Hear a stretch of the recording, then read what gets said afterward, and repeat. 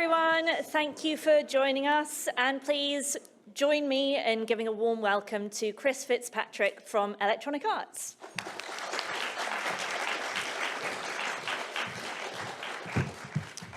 Hi everyone. Oh, it's always weird talking into microphones. Okay, yes, I am a programmer from EA, and we're going to have a little bit of a chat about portfolios and stuff like that. I'm going to tell you a little bit about my journey, not long, of how I got here, and then I'm going to try and lay the rest of this out kind of through your journey through college, through to applying to jobs at the end of university, with some tips that hopefully everyone in all disciplines can take. So stick around. I'm also going to try my best not to repeat anything you'll find in the usual how do you write a CV or portfolio presentation, because there's plenty of that. And focus on more like behind the scenes type things or stuff that I've spotted since I've started doing recruitment things. So very briefly, I'll tell you about myself. I went to college. I did lots of A-levels in maths, further maths, physics and computing, which got me onto the games programming course here at Staffs. So I'll come clean now and say I'm probably biased towards Staffs and everything that Staffs do, because they're the ones that taught me. I did an industrial placement while I was here with a polymer analysis company, writing their analysis package, and a short placement with BMW, and graduated in 2012. Codemasters found me at the graduate exhibition hosted by Stafford, invited me for an interview, and I've been there basically ever since. I started as a UI programmer, eventually moving to physics, doing a bunch of games like Dirt Rally and Dirt 4, and most recently WRC, where I was later the engine group lead for all of the development of WRC, and now I'm the lead programmer on that project. So quite a journey, but that's enough about me. Let's just talk about advice stuff. So before I get into the real nitty-gritty of stuff, the first biggest piece of advice I should give is the most important, and that's to talk to everybody you can about all of this. There is no correct answer to anything I'm about to say. Everything is just my opinion. Please don't sue anyone for anything I say or any of that sort of nonsense. These are just my preferences. Everyone has their own and their own processes, and every studio and person is a bit different. This is just my experience and things that stand out for me. So take everything with a healthy pinch of salt. So I thought I'd start with what do we use CVs and portfolios for, just to give a bit of context. And it's going to be similar for every other studio as well, I'm sure. But there are two main uses for me. The first one is to answer some questions. And the second is to prepare for the interview. So the first question is brutal, and that is it worth interviewing you? That's the real harsh reality of an application and writing all of this stuff. We get quite a lot of applications for most of the roles, particularly internships, and it's annoying, but we just don't have the time to look at in detail at everything that we get. So we're going to be going through everything to look for how to compare you to the role. Do we think you can learn the job? Are the projects you've worked on relevant enough, technical enough to prove that you're up to the job that we're going to ask you to do? Do you have the skills we need? And there's two aspects to that. Do you have the technical ability to do the job? But do you also have the soft skills, like can you work in a team? Can you communicate effectively? All things that you're going to need to do on the job. And then lastly, which I'll come back to a bit later, the last question I always have is, do I think that you actually want the job you're applying for? That will be clearer later. If I've decided to go ahead with the interview, then I will use it to work out what questions to ask you, to make sure that I'm asking you about familiar and unfamiliar things, and learn more about you as a person. We are looking for things that are going to back up your CV as well, so I will ask you to go super deep on some things that you've put in your CV and your portfolio, just to check that you are who you say you are, and that the CV is accurate and can be trusted. So, summary, we're using it to decide if we should interview you, then to decide how we should interview you, and then we combine all of that with any other processes we have, like code tests, art tests, etc., to decide if we should hire you. So how can you all start doing stuff now? So I know there's a lot of college people here today. It is never too early to start. You should have a portfolio. You can start it now.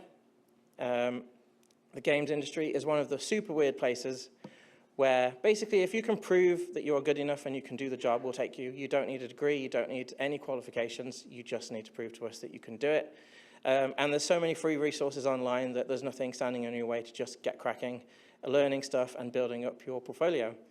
And I have proof of this. The tech director that was on WRC with me didn't do a degree. He finished school and went straight into working and has been super successful. And I've met a few people that have done that throughout my career. That said, those people are super rare. So it's still probably a good idea to stay with education.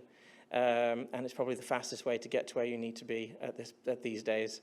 I don't think they'll forgive me for saying it was probably a different time when they did it. It was a while ago. subtle giggle from the audience there.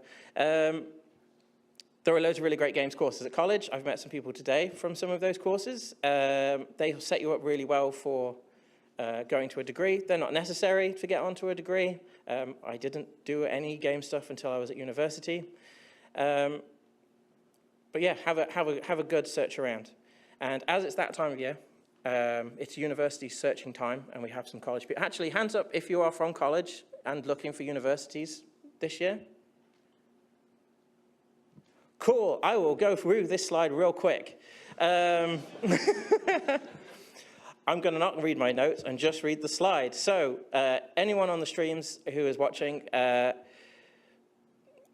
yourself these questions when you're looking for your university. What opportunities are they going to create for you to interact with industry, relevant technologies and experts, and are they regularly scheduled? Are you going to get the chance to show them your work, get some feedback from them? Are they going to mentor you?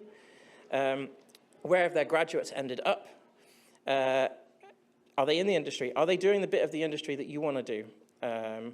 For instance, AAA tends to be looking for more specialist people, whereas Indie tends to look for more generalist people. So is the course going to set you up for what you want to do? I also have a note here that says for AAA, we do have generalists, but they're typically the programming gods, the elder gods of the team. They've been in the industry for a really long time and have been every kind of specialist going. Lastly, do a placement year if you can. So that stands for anyone who's currently studying and in their second years looking for an industrial placement. It doesn't have to be in the games industry. Anything relevant that will have you spend a year doing something quite close to the job that you're going to do. So my industrial placement was with a science company, not the games industry, but I learned loads programming full-time for a year. So any parallels you can draw, I tried to guess some, like if you're a UI artist or that kind of field, maybe going towards a graphics design type role. If you're an environment artist, landscaping type roles could be quite interesting. You'll be able to tell who in your year didn't do an industry placement, which is super weird to say, but it was quite clear when I came back who had and hadn't done one, just to prove the value. Yeah. Okay. You're going to need a portfolio. So some basic requirements. There's no correct answer to what a portfolio should be, but there are some basic things they should all have. Make sure it's presented in a way that you can give it to someone to look at in their own time without you. People today have shown me some portfolios and they've had to kind of step in to show me where to find stuff. You don't want that. You need to make sure that doesn't have to happen. Most people go with the website, which works super well, and you can keep it up to date, so I probably suggest that, but anything that works for you. Make sure it contains your best work, absolutely no filler. At this point in your career, it's probably going to be mostly your uni work or your college work. That's totally fine. But don't throw away all the other stuff. That's all really good to keep, and I'll talk a bit about that in a second. Make sure everything you have in your portfolio is demonstrated with an explanation of what it is, why it's awesome, and what I'm seeing. We're not experts in everything, so you need to tell us what it is we're looking at, why it's cool, what you contributed to it, and why that makes you right for the job. This portfolio also speaks to your ambition. So this is the bit I mentioned before about whether you wanted the job. If I'm looking for a C++ programmer, but I open your portfolio and the lead project is a character art project, you probably want to be a character artist. That's happened. So think about that when you set out your portfolio. And I've given that feedback a few times today as well, actually.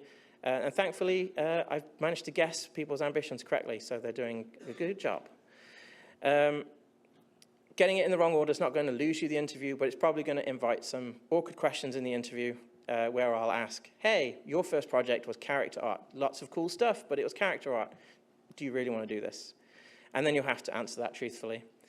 Make sure it backs up your CV. Don't just reiterate your CV because you haven't added anything. This is your chance to tell us in more detail about your project, get us excited on what you want to talk about, and prove you have the skills that we want. Make sure all of your CV projects appear in the portfolio where possible. You can certainly add anything else as well. And I always have a dig around to find out what else you've got, whether you like it or not. I will click and follow all of the links that you have posted. Make sure your contact information is there. Methods like LinkedIn or other professional contact details. We've all got those teen email addresses that we made that we regret. Don't put those on your CV. If you're comfy to have your CV available to download, then post that along with maybe an email address or a phone number, but be super careful posting your details online. I'm not telling you to compromise your data security. It is very encouraged to protect your private information. Just make sure that if I'm randomly browsing the web and found your portfolio and I want to talk to you, that I can reach you. I'm going to say proofreading a lot today. Make sure it's proofread. Take as much care with this as you would with a CV, more so if you're a content creator, because most of the interview and the time that a recruiter spends reading stuff is going to be in your portfolio, not the CV. And I've already mentioned making sure it's trivial to read. I've mentioned backing up your CV a few times, so what does that mean? Basically, provide evidence for anything that you have claimed in your CV or your cover letter or anything else that you've sent to us and demonstrate it. I also said that I want to just see your best work, but not to throw away the other cool stuff that you've done. The simple existence of some of that work is really important to mention and demonstrate. And my go-to example for all of this that kind of pulls those points together is I see the phrase, I'm a passionate individual actively improving my C++ on a regular basis. And you'll probably find lots of advice online telling you to write stuff like that. But it can come across a little bit superficial if it's not evidenced anywhere. So when I read a sentence like that, I want to see in your portfolio places where you are regularly checking in code challenges, art challenges. I want to see where you are doing this, actively pursuing and learning your skill set, your discipline. And likewise, all these individual projects kind of, as a bulk thing, prove that you're doing all of this sort of stuff as well. So you can have I want to be a programmer or a designer section in your portfolio, and then this is everything else that I'm doing. These are my side projects. This is my work in progress stuff that just paints even more of a picture of what you're doing. Also, make sure there's a team project in there. Particularly if you should put one anyway. If you haven't got one, try and get one. But if you've mentioned the word team anywhere on your CV, then make sure there's a team project. And as another random thing, if you've mentioned organization, like try and write down a time that you were organized. It doesn't have to be games related. It could be just a massive group holiday that you helped organize, or a game jam team, or whatever proves that you're organized. Evidence everything. No unsubstantiated claims. Make the portfolio your own. Show off your skills, spend real time on it. It's a portfolio piece itself. If you're an audio person, you can add some music or sound effects based on what's going on. UI artists out there, create some assets for the website itself. Programmers, make sure it's technically impressive. Whatever you do, just make sure it's polished and that you've tested it super well. This is your chance to show off your skills in practice with something that I'm going to explore and use. Use pictures, use GIFs, videos to show things off. Pictures paint 1,000 words and all that stuff. Even the most non-visual project can be described with some pictures and show the mechanics of what's going on. It's going to save you some words, and it's going to save me a lot of time reading, which is beneficial for you. Getting ready for today, I also asked some art and design leads for some tips. And they all said the same thing, which I'll pass on to you now, and that's that they want to see in-progress stuff. And I'll extend this to all disciplines. So showing us the finished piece is cool, but show us your in-progress stuff as well. How did you arrive at the final piece? Showing us your process is more important in a lot of cases than the final thing. You could show us a really cool character you've made or a level that you've designed, but if you can't show us how you did it, there's nothing to prove that you're not just following a tutorial and you change the color or something, or something along those kind of really awkward lines, and it makes our job a lot harder to try and interview you. So show us your in-progress stuff. Also, be critical of your work. Don't just talk about the good, tell us about the bad, what went wrong, how you would fix it, because it shows that you are iterative, you want to improve, you want to get better at stuff. And I've already mentioned in art and design and content roles in general, the portfolio is extremely important. It's where we're going to spend all of our time, so you should spend a lot of time in there getting it right. Feel free to include some unrelated projects. I've already said how you could separate them, but you do want to learn more about you as a person, and not just the specifics of the role. And I have a few examples of this. We had a designer join us a few years ago, and he was evenly matched with another designer applicant, but he had a bunch of non-game stuff in his portfolio that we found to do. I think it was acting stuff. And that happened to just be quite close to some of the work that we thought that they could do.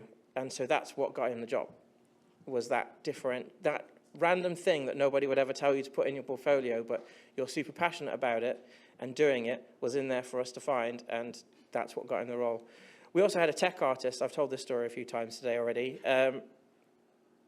He also had done a bit of audio work, and he'd mentioned that on his CV and his portfolio. And we weren't looking for somebody who could do audio stuff. We were looking for a tech artist. But when we read it, it shook something loose in our brains and inspired us. Like, we do want to do something with this in a year or two. We've got somebody here right now who's, well, tech art-wise, he's evenly matched with everybody else, but he's got this audio stuff. We should ask him in the interview if he's interested in doing something with that. And it turns out he was interested in doing something with that. And that's what got him the role, because we knew that we could do this extra stuff with him alongside the technical art stuff.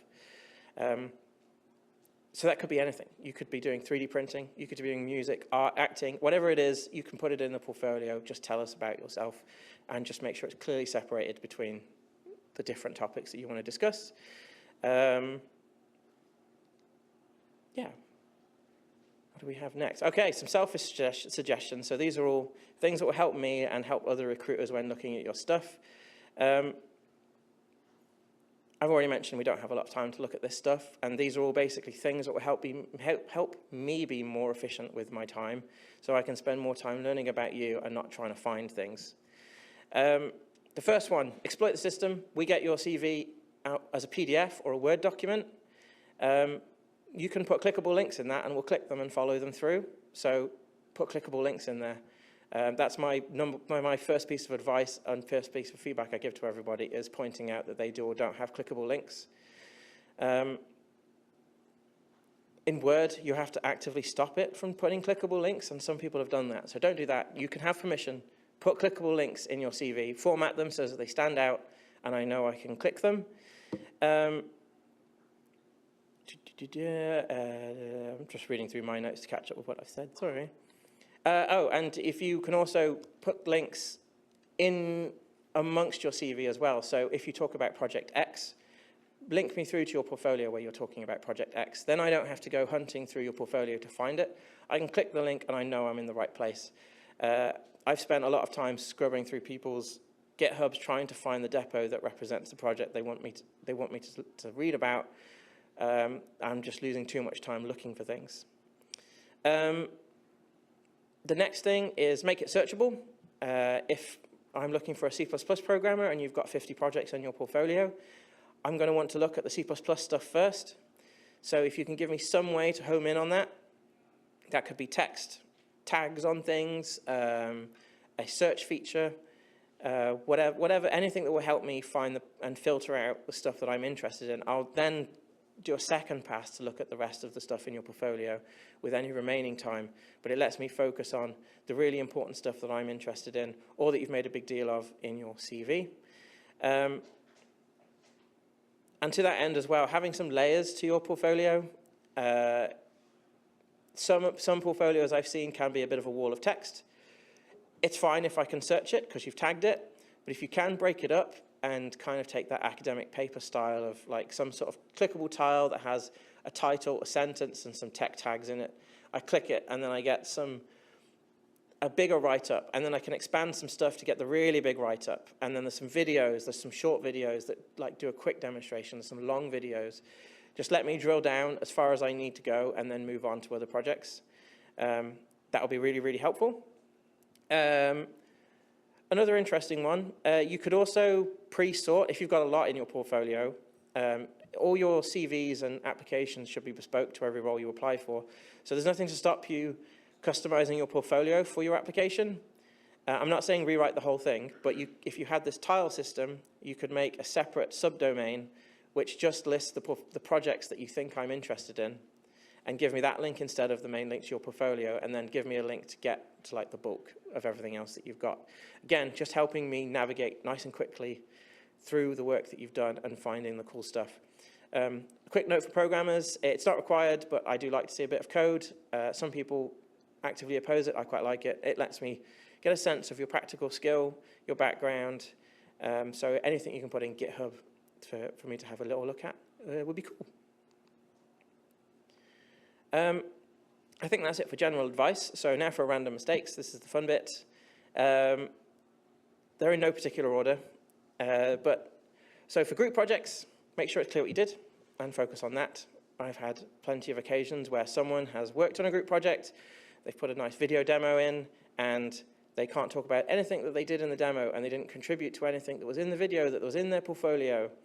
So don't let that happen. That's not what you want it to happen in an interview, because it calls the whole thing into question. And I will then push really hard on everything else to find out what other things you've lied about or misrepresented.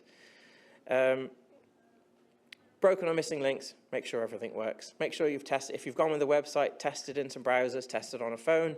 I was looking at portfolios on my phone on the way here today. Some of them worked, some of them didn't. If there's a particular place that I need to view it, like it only works in Firefox because you've used some particular piece of tech, just make sure I know that I have to view it in Firefox so I don't have to debug anything, because I'm just not going to have time. I've already mentioned that it should add to your CV. Don't just reiterate it. This is your chance to add more, so take it. Make sure the formatting is nice and clear. We all know that the color palette picker is a lot of fun, and putting pretty shapes everywhere is a lot of fun, and making it some real ecstasy for your eyes with flashing lights everywhere is good, but it's not very readable. So if you can just pay some attention to that and keep it nice and clear and easy to read, that'll be really, really appreciated. And also, just be aware, I've looked at a lot of these in the day, so if you can maybe go with a darker theme, because that's a bit easier on the eyes. That's just me. Also, try not to make it too wordy too soon. I already mentioned layering as you go through. If you've used videos, make sure you've annotated the video. I've seen too many demos that are just some raw gameplay, and I don't know what I'm looking at. So if you've maybe made an AI that's making some decisions and carrying out some actions based on those, make sure you point them out in the video with some labels or a blurb, or some YouTube lets you mark up your video with tags so you can scrub through it and find different things. Like use all of the tech and the resources that are available to you. I've mentioned linking to GitHub depots directly so that I don't have to go searching, but when I do get to your GitHub depot, if you can make sure there's a README in the page so that I know what I'm looking at and know where to find stuff. Again, map everything out so that I can navigate quickly to the things that I'm interested in.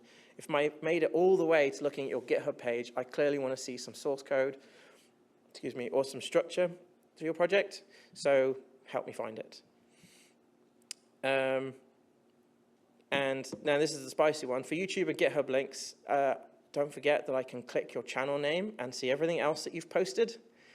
And I will click it, and I will look, and now and again I find stuff that explains your work better than what you've pitched in your portfolio, which has been to your benefit. I have yet to find someone's rage page, but I think it's a matter of time. Likewise, any social media links that you're posting, make sure that they're professional.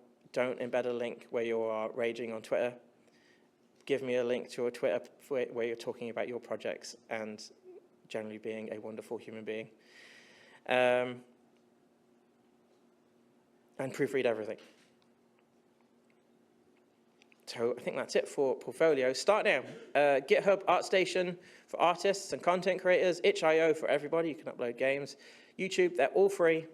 GitHub even has free web hosting in there, and there's loads of other free web hosting services out there, and loads of really great tutorials on how to make websites and make them look really nice.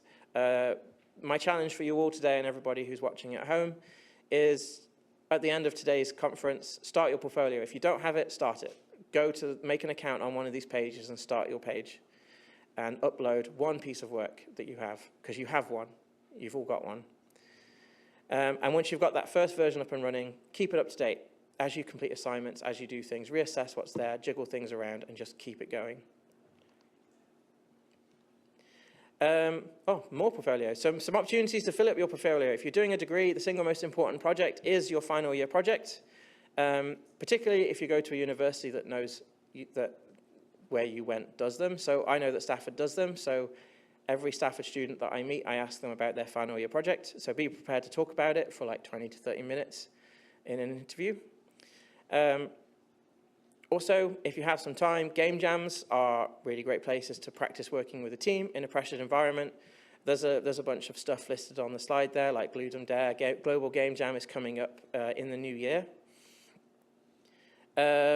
Challenge projects as well. So Inktober, sadly, that's about to end. And Advent of Code, which will be starting this Christmas, are really great places to just pick up a challenge and make some stuff that can go into your portfolio. If maybe you struggle for ideas, I always really struggled for that sort of stuff.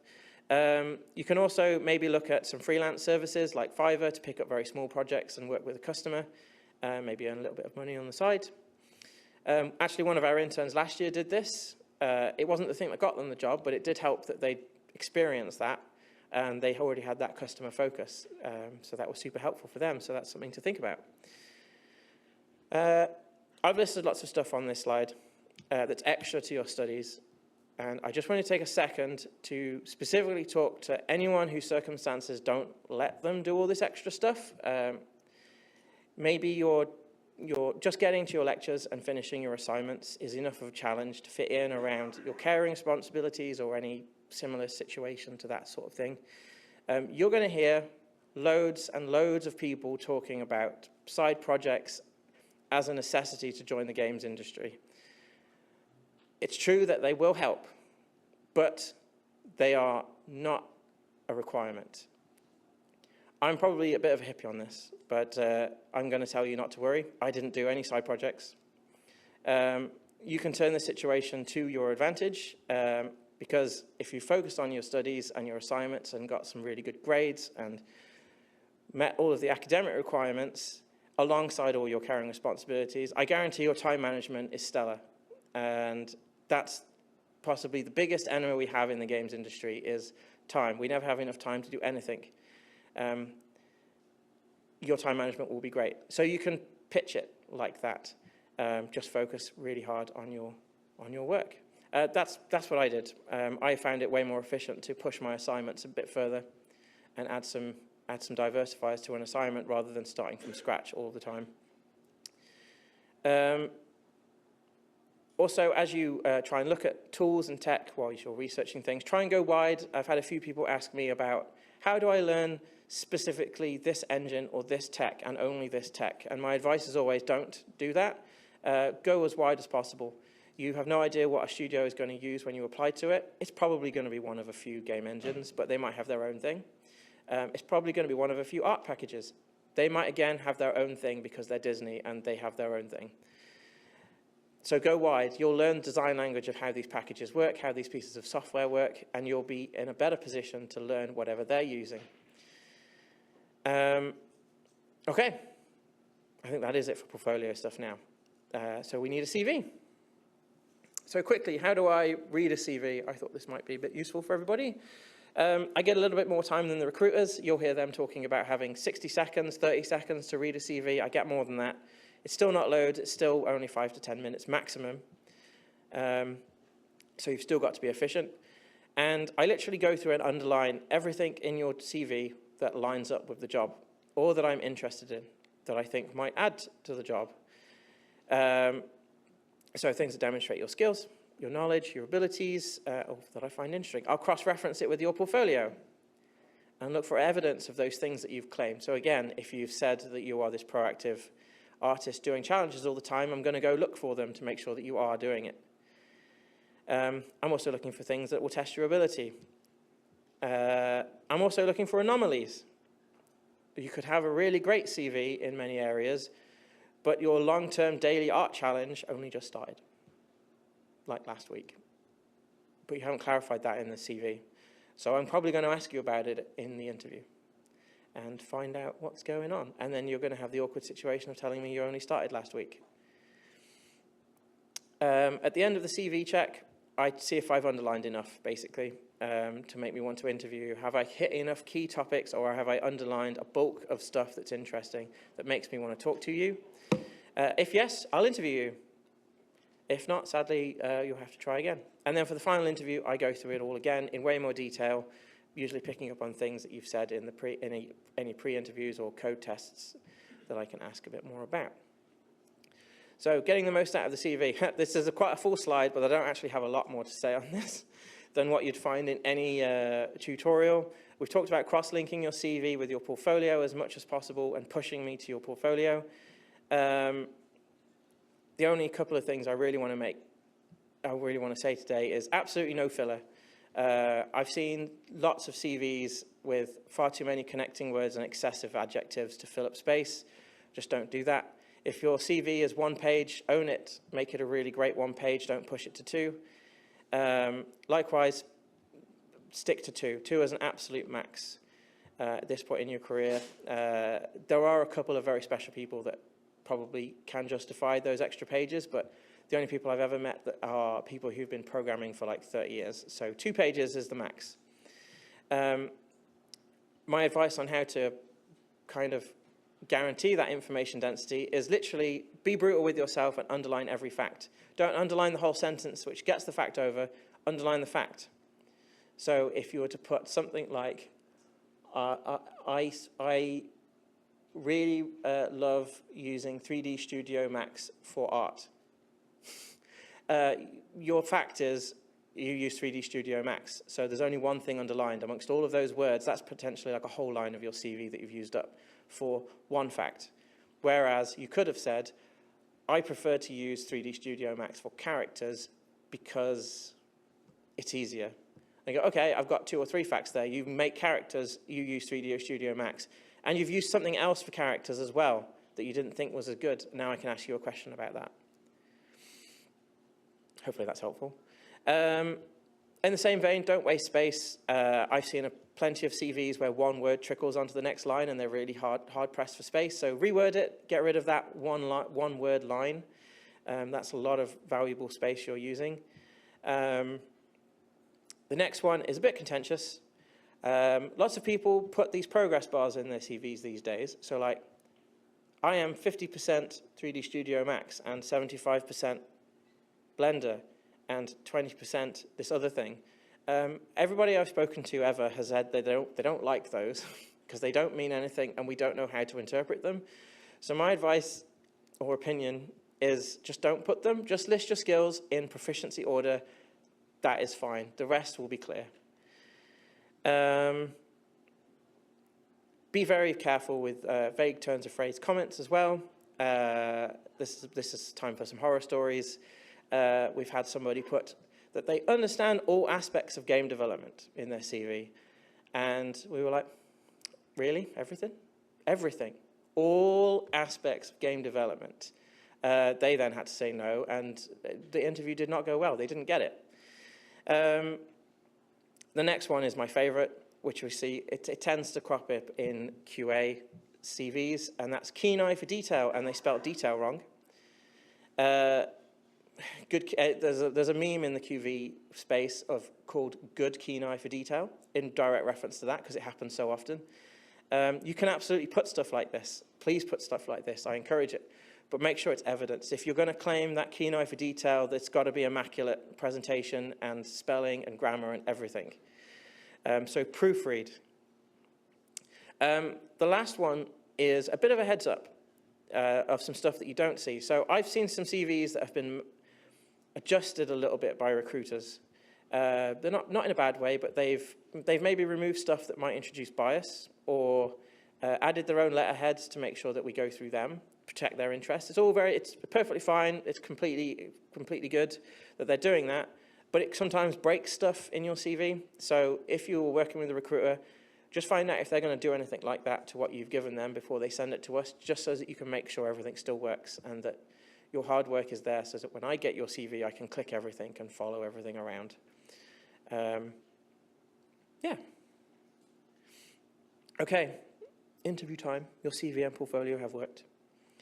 For preparing for this, again, all the usual advice, but my number one tip is to practice. I've made this mistake so that you don't have to. My first interview was for my work placement. I thought I'd prepared loads of answers to all of the good questions, done my research, but I hadn't actually practiced delivering any of this out loud or thinking of any of the follow-up questions that might come up. And the whole thing fell apart to the point that the interviewer told me to stop talking before I dug a really big hole for myself. I can't remember what the thread was because it's all a blur. But yeah, that wasn't a lot of fun. It was with Microsoft. It was very heartbreaking. I did not get that work placement. The next interview I had was for the one that I got. I went straight to the careers office at the university. They did a whole mock interview with me. We went through all the feedback that I'd gotten. We went through all the questions. I practiced delivering everything, and I got that spot. I may have also been a little bit memorable at the time, and maybe a cheat code. I think the pressure got to me a bit, and I had a massive nosebleed when they opened the door to say hi, and I looked like I'd been assaulted. And I won't shake your hand because, well, I'm covered in blood. Yeah, and then I found mistakes in their questions, so they couldn't not remember me. But practice. That's the key thing for you to take from that. Let the nosebleed be the memory trigger for it to practice. Likewise, for my job at Cody's, I practiced. I spent the whole day here at Staffordshire University explaining my project at the graduate exhibition. So when I went to Cody's for my interview, I could just talk about it until they told me to stop, basically, but in a good way this time.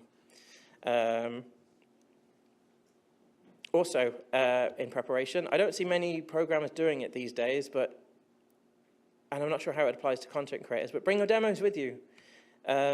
In a runnable state, if you can, with some source for us to look at. And mention you have them really early in the interview. I did that in mine, and we almost immediately went straight into going through my demos, and the first half of the interview was sat at my laptop, looking at everything, talking about things, showing things, and doing a proper demo. And that's actually how you demo stuff on the job. You don't just do it with a slide deck in front of a big audience of people to demo some feature that you've added. You get a bunch of people at your desk and you show them the work. And so we got to practice that. Make sure you know your portfolio well. I mentioned earlier people not knowing what they've done in a group project. Make sure you know everything that's in your portfolio, because I might ask you about it and you don't want to have to say, I don't remember what that is, or I didn't realize that was there, or I forgot to take that down, because that's happened. And that kind of sours a conversation.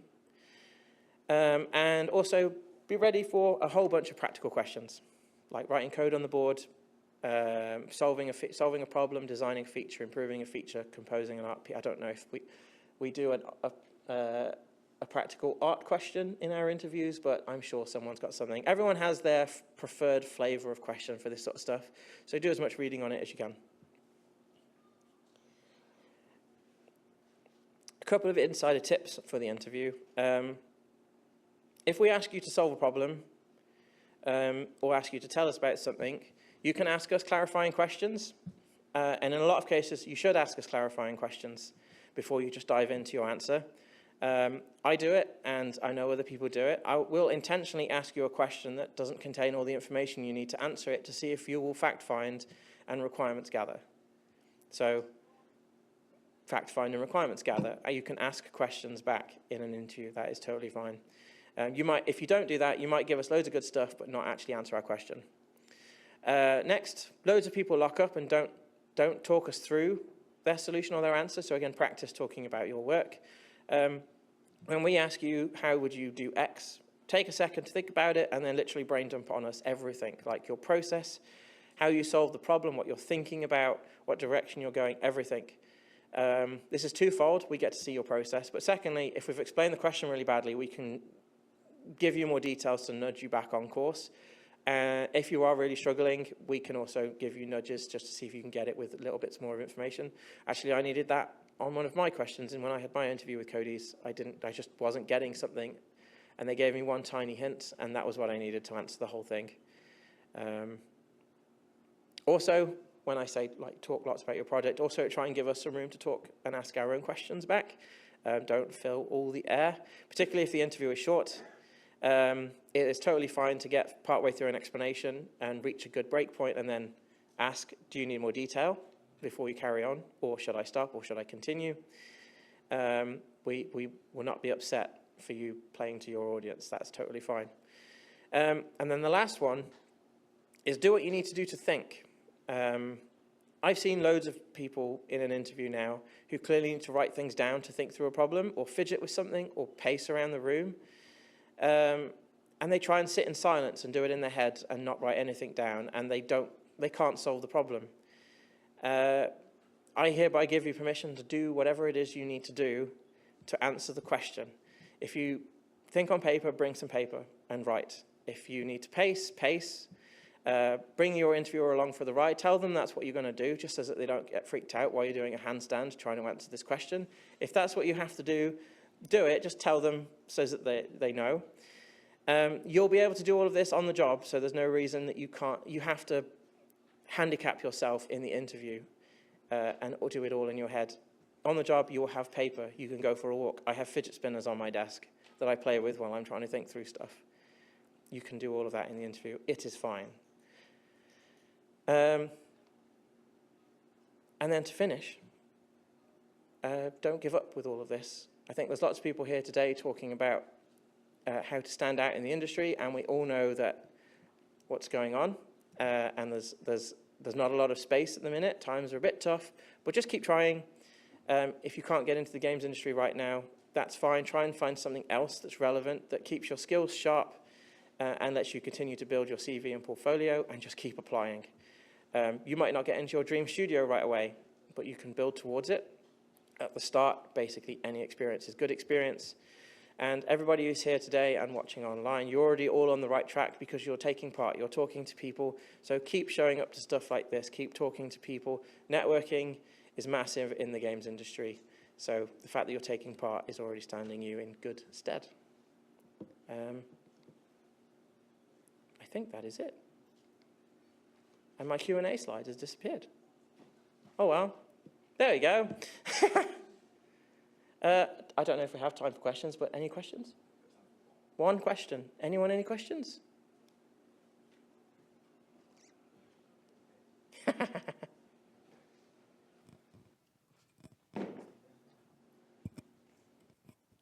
Oh, is it testing? All right, cool. Yeah, I can hear you. You mentioned that you did an industry placement. Would you have any advice for people who are also trying to get into placements? Only to reiterate what I just said, and that's just to try and do something relevant. So games industry placements are really hard to get. We get loads of applications, but if you're a programmer, you can spend a year programming. You'll find a programming internship somewhere. If you're a content creator, you should be able to find something, a parallel that you can draw with another industry that still keeps your skills sharp. So that's my main advice is to do one as close to the thing that you want to do as possible. I'm sorry, I'm going to keep talking about programmers because that's what I am. But if you're a programmer and you do an industry placement in an IT department helping deploy PCs, that's a lot of fun, but that's not programming for the year. So I probably wouldn't do something like that. I would pick a programming job in somewhere less prestigious over working for Dell deploying computers, because you're going to spend all day programming, and it will be the same for every other discipline, I'd say. Does that help? Thanks. Okay. Cool. All right, I think I'm being shouted off stage, so thanks very much, everybody, for your time.